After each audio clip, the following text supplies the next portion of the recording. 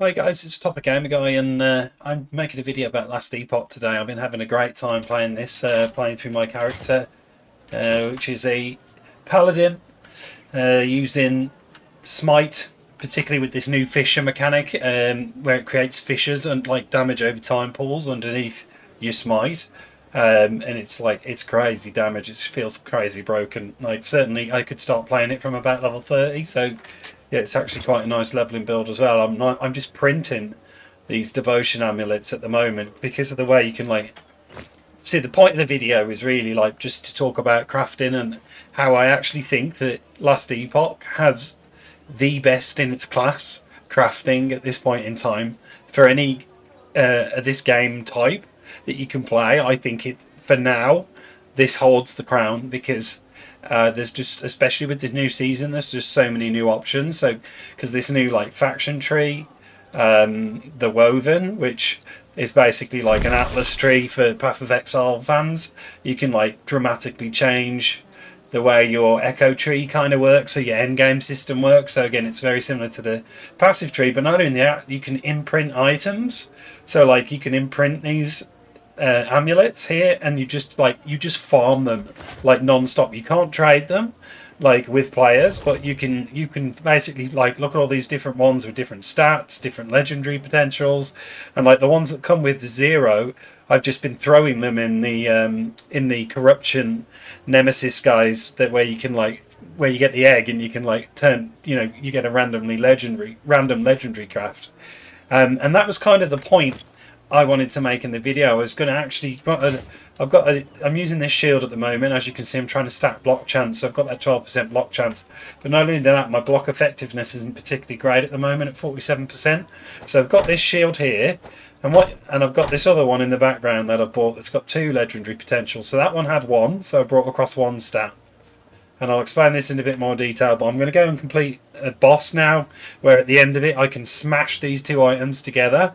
And one thing I can do is guarantee 1 stat. With this new patch, I can choose that block chance to come over, so that massive 19% block chance, and that is like rolled pretty much to maximum, is going to come over. And then I'm hoping, because the other stat is random out of those other 3, I'm really hoping block effectiveness comes across. But if it doesn't, I've still got the huge block chance, and it's still an upgrade on the shield I'm using. So it's not the end of the world. I can't like brick it, if you know what I mean. Even if it comes out with like necrotic resistance, it's not the end of the world, because my necrotic resistance is a bit shit, as you can see. So anyway, yeah, we have no forging potential, so can do nothing about that void resistance, but you do need to have 4 stats on it. Anyway, without further ado, so you have to complete this dungeon, but one thing that they've added in this patch, which I think is particularly cool, is like you find these portal charms, which takes you straight to the last boss, so you don't have to bother trying to find the boss, which is really annoying. And I'm hoping I kill this boss first time, because it was a bit touch and go last time, because this is such a high level item to craft a level 80 legendary. I'm going to put that to one side so I don't accidentally do the wrong one. Let's do that. Anyway, so yeah, to craft level 80 legendaries together, you need to do it on the top difficulty. So I'll show you what I mean. So I have to do it on that difficulty, because that one only lets you up to level 75. So that would be an easier boss for me to do, but I have to do it on the hardest difficulty, unfortunately. I'll just take a step away here so I can make sure I'm clicking on that portal and not the door. Lovely. And yeah, there's so many like quality of life changes. Right, so got to kill Chronomancer Julra, and you'll see the build now as well.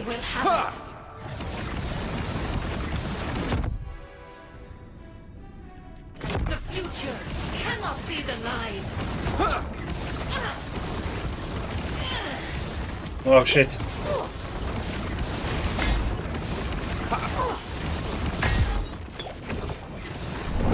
What the fuck was that?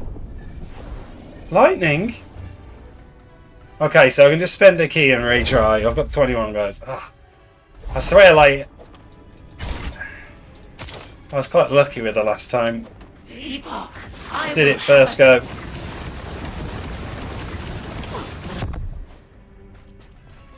Escape! Escape is impossible! I cannot do that.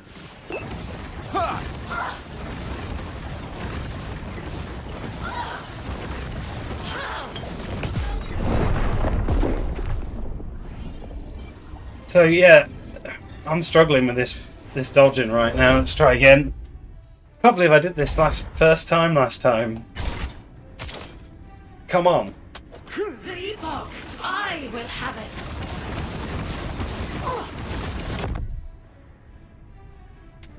The future cannot be denied.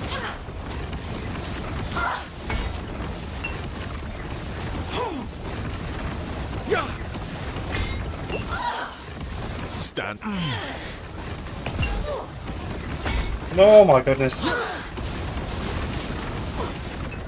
Okay, so we're through the nasty phase. I cannot do that.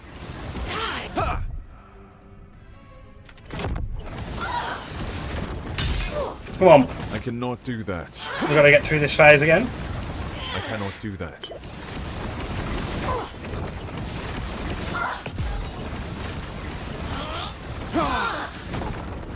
Shit. Oh, we did it, we did it. Okay, right, so that's the hard part. She drops a load of loot, as you might expect. With this kind of deal. We don't need really any of this, but let's just take that just in case we do another build. So yeah, one thing you can do as well, if you find stats that you want to put on items in future, like for example throwing damage, like I can shatter it. Oh no, that's a legendary, wrong one. So for example throwing damage, I mean I've actually got quite a few shards, but I've only got 29 spell critical shards, so by using a rune of shattering I can take all of those kind of shards off that item. I destroy the item, but I give myself some crafting options in future. Right, so what we're going to do in here, we're going to pop in the Bulwark of the Last Abyss, okay? Which is a legendary item. So in any normal game, a legendary item, you rolls good stats or shit stats, that's it, right? But in Last Epoch, you can take a bog standard legendary item that, like, yeah, might be useful to you, but might get a bit like outdated late game or whatever, and you can smash stats on. So I am now going to combine these two shields. I'm going to take across the guaranteed affix. So I'm going to take the block chance as my guaranteed affix, right? So 100%, whatever's coming over is 19% block chance. The other stat, because I have 2 legendary potential, so the rarer the item, the higher the legendary potential, basically. So that means when you come to this crafting device, it will take across, if it's 3 legendary potential, you'll take across 3 stats onto the new item. And you can get up to 4 legendary potential. I think you can get 4. I don't know if you can get higher. Anyway, the point is, in any normal game, a legendary item, a unique item, that's it. But in Last Epoch, you can create a legendary item from that using your own stats. So here we go. We've sealed the cache. We'll pop over to the other time. Oh, we got the necrotic resistance. It's not the end of the world. I really needed the block chance. But as you can see, like, my necrotic resistance is under. So that will, it's not the end of the world. And my block chance will go up. So my block chance here is 77. Now we're on 81 from doing that. So yeah. Really huge. It's, you know, that's not a bad shield either, so we can probably sell that. Cannot be traded, or maybe not. Yeah, so I'm not sure why that one can't be traded. I'm not too sure. Maybe because I created it through some other mechanic, like through the Nemesis mechanic, which is like where you can craft your free legendaries. So, you know, as you can see with these, I mean, that's it now. I have to complete the dungeon again in order to get another craft. So it's kind of a one-pop job. But yeah, we've upgraded our block chance. And as you can see with some of these legendary items, what I've done is they only had 1 legendary potential, so I only brought across 1 stat. So this spell, I also love in this game how it tells you what your scaling tags are. So like just by hovering on this spell, we can see any increase to fire, spell or attunement is going to actually buff the shit out of this spell. So as you can imagine, I've got like a lot of like lightning damage stats. I've got a lot of spell damage, elemental damage over time, because the pool that spawns underneath Smite is actually damage over time, and that does the bulk of the damage. It's a crazy amount of damage, this build. I'm doing, I think, way more. I don't think that tooltip gives you the Fisher value either. That's just the Smite. and it was all converted to lightning damage. So it's not really a build video. It's more about like the crafting side of things. But yeah, I'm absolutely like, just to give you another example of like how awesome some of this new stuff is. So the set items that in any ordinary game, even Last Epoch before this update, if you found a set item, cool, you might be able to use it for a while, but like it just gets, you know, you out level it, gets shit, whatever, you get better gear, right? But like in this game, what I can do is I can break down the set gear. I'm trying to find an example of something I can use this on. So let's just remove. I'm going to show you. So another thing you can do here is you can like just remove a random stat. Removes a random affix, right? So let's just do that. So we've got 3 on there, 4 on there technically. Alright, we've removed 1. And what we'll see if we can do now is I did break some set items. Yeah. So this Ruby Fang Cleaver, right? We'll add. It's just showing you for demonstration. It's not a great item. It's a level 24 item, right? But what I did is I broke down this Fang Cleaver, right? And I got the shards so that I can now add the set stat, which in this case is increased melee attack speed, 76% chance to poison. But also, if I get the 2 sets, so if I now put a shard on another item, I get 1 melee poison chance per 1 uncapped fire resistance, which is actually crazy because like that's uncapped. So you can turn ordinary items that are like awesomely rolled. Like I could have done that with one of these purple items, right? With tier 7 stats. And I could have turned it into my very own unique set item. This game is absolutely smashing crafting right now, and I've always liked it. It's always been unique and pretty good, but it was always quite a bit limited.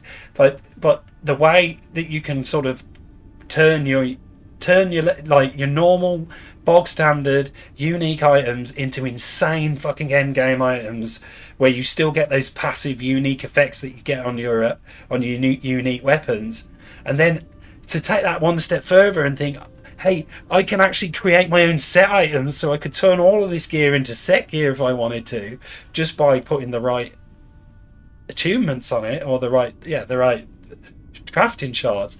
That is insane. Like, that creates a whole new level of customization with crafting. And as I say, I think this is the best in its class in the ARPG space right now for crafting. And if you've not tried Last Epoch, there has never been a better time to do it, because I have played this game like since it was released, and it is red hot at the moment. I'm having an amazing time playing. The way I've been moving through the monoliths, I've been pushing all of these monoliths up to like 347 corruption, 360 corruption there. So I've been pushing all these monoliths really far with this build. And I'm just about getting to my limits where I need to do these kind of crafts, these kind of take across 2 legendary potential instead of 1, and that's going to make a big difference to my build next. And then, not to mention all of that crafting side, but you also get like this whole idle system where you can like really customize the way your build works. It's just another really nice, nifty way that you can like change your way, just customize that character. And again, I think that's it's incredible that you can do that in this game. Anyway, that's all for today, guys. I really hope you enjoyed the video. If you've not played this game, Last Epoch, I really highly recommend it. If you've not subscribed to the channel, I also really highly recommend that too. It would mean the world to me. And if you do enjoy the video, please give it a like. Thank you very much, guys, and I'll see you in the next one. Take care.